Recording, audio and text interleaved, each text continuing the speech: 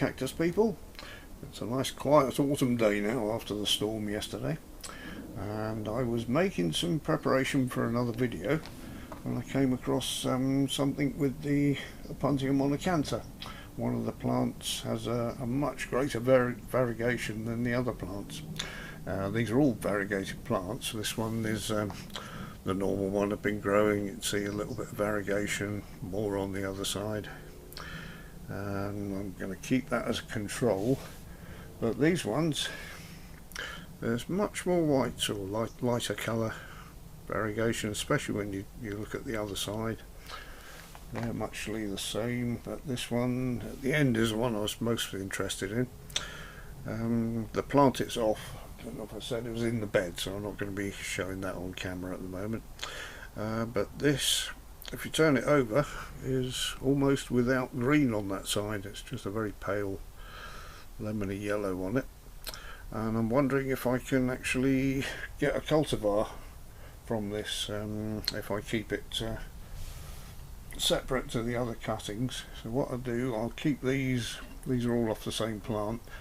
I shall mark the one with the most variegation up as Blondie. I thought that'd be a good name for it. So I'll put that in a tray of pure grit. Mark that up at the end. I've taken all the smaller cuttings off there. I doubt if the very small ones will come to anything, but I'll try the reasonable size ones. I'll treat those like seedlings.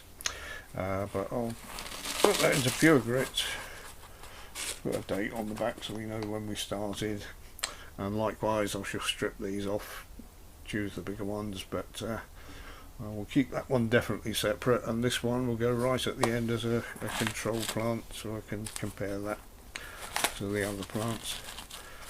So, we shall come back in a later video when these have rooted up and actually put some growth on, and then we can compare to see if the variegation is carried on.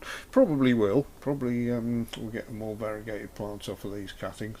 But what would be really interesting if we can get a plant eventually that is green on one side and pale on the other. That would be interesting. Obviously we don't want it to be completely without colour, because with no chlorophyll in it, it won't photosynthesize. It'll have to be grafted, and I don't want to go down that route. So we shall see what happens anyway. So thank you very much for joining me today. I'll see you in the next video.